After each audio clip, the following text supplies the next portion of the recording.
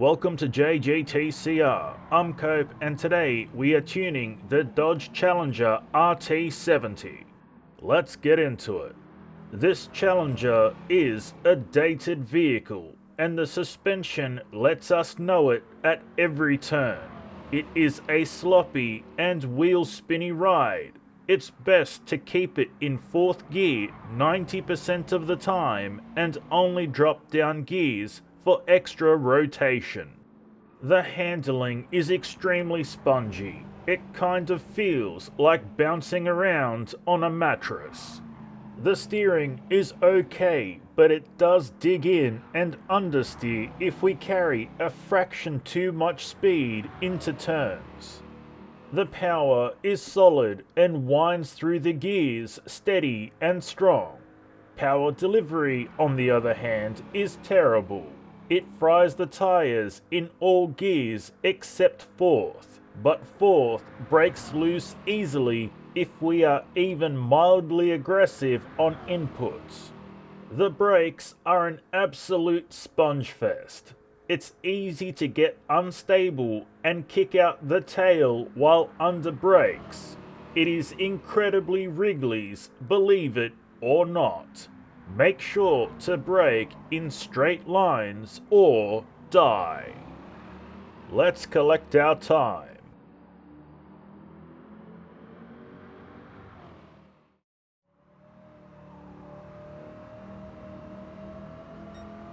Eight minutes, 20.5 seconds. And now the race tune. The increase in power made the tail end of the Challenger more unstable. Fortunately, the suspension was there to catch us as we fall. The softer rear suspension helps us maintain traction. We also utilized ballast of 45 kilos at a ballast positioning of 29 over the rear wheels, again to stabilize the tail end and help us with traction. Let's head back out to the Nürburgring.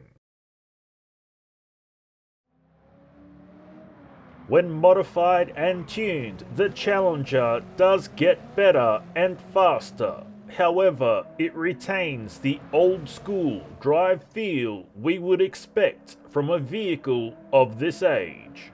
The handling is considerably firm, but it controls the Challenger extremely well. The steering is crisp but can suffer from understeer when the rear hooks coming out of turns. It is noticeable but does not impact the drive feel too much at all. The power has been bumped up considerably, but again, this is old school, so it's lots of noise. It winds out for a long time and does not feel like it's pushing that hard, but it most certainly is. Power delivery is aggressive in the lower mid RPM range in the bottom 3 gears. 50 to 60% throttle is recommended until the Challenger picks up pace. This is not to say that 4th and 5th gear do not experience wheel spin, because they most certainly do. However, it is far more controllable. The brakes are very solid and do an amazing job of pulling us up. This Challenger is extremely stable under braking conditions. Let's collect our time.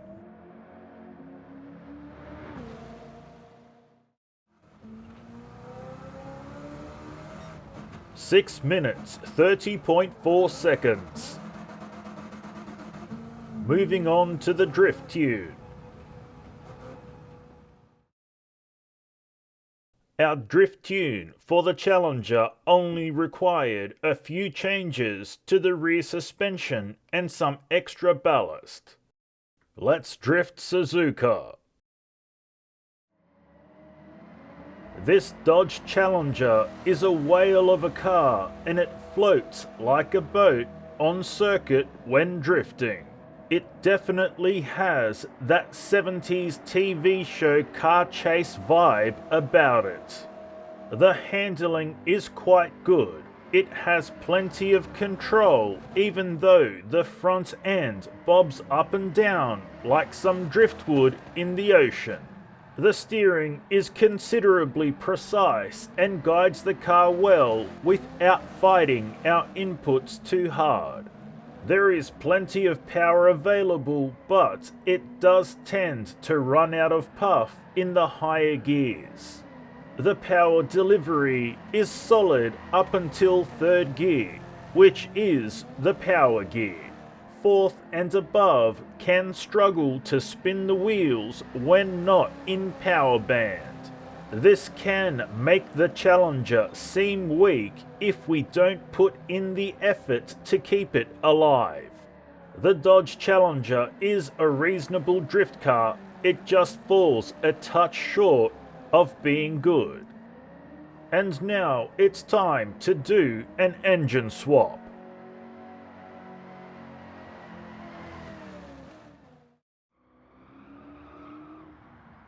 Considering how the factory Challenger drove, there was an expectation that the swap would turn this into an absolute mess.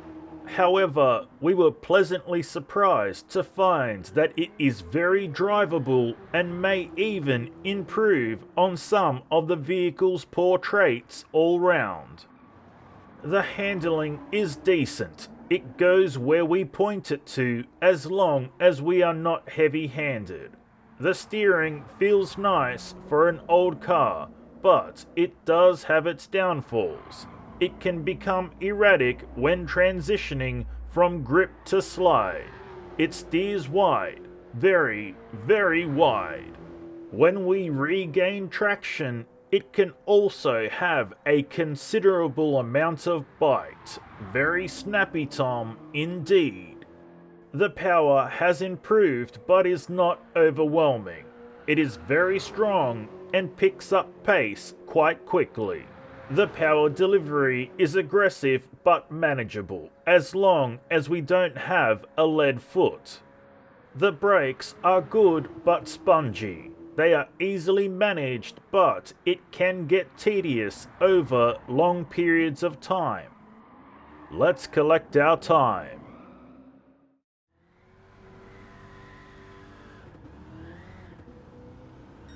Seven minutes, 58.3 seconds. Let's look at the race tune.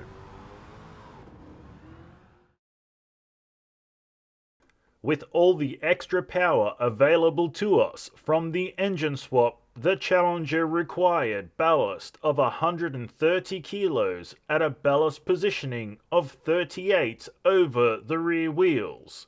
We also reduced differential settings of initial torque and acceleration sensitivity to 40 points each.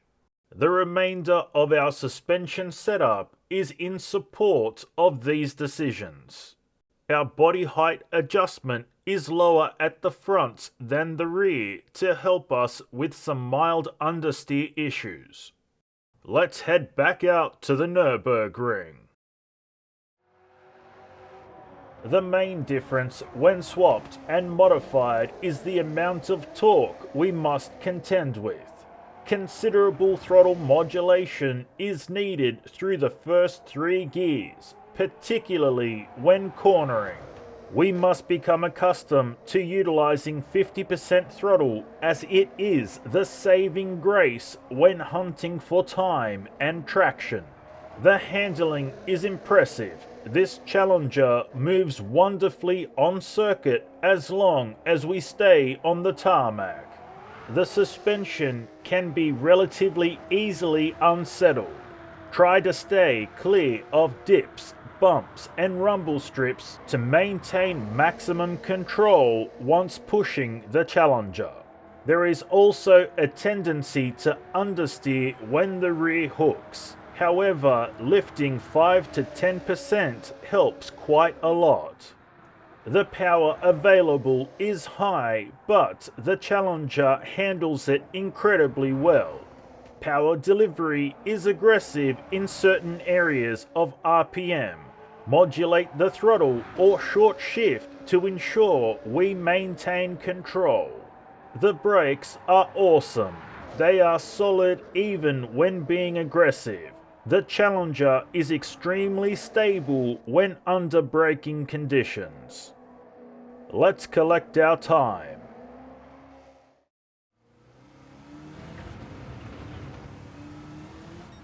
Six minutes 23.8 seconds. And now the drift tune. Only mild changes were needed to make the engine swap Challenger drift well. Body height adjustment, anti-roll bar, differential and ballast were the only changes we made. Let's see how it handles drifting Suzuka.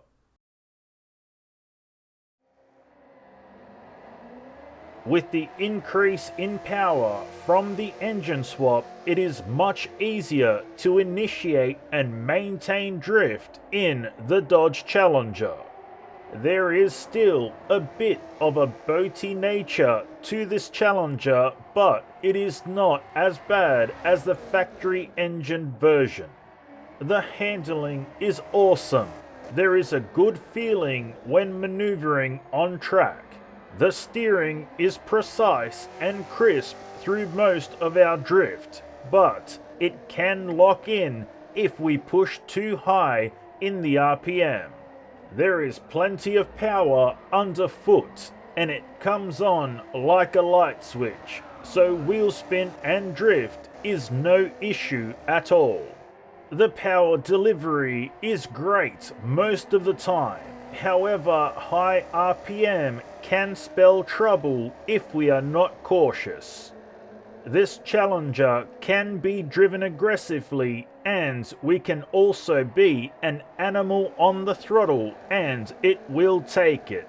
However, it is most comfortable between 4 and 6,000 RPM with a nicely modulated throttle. The Dodge Challenger is a good drift car for an old vehicle.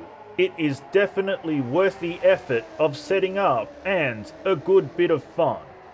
And that's all we have for you today, so until next time, keep racing!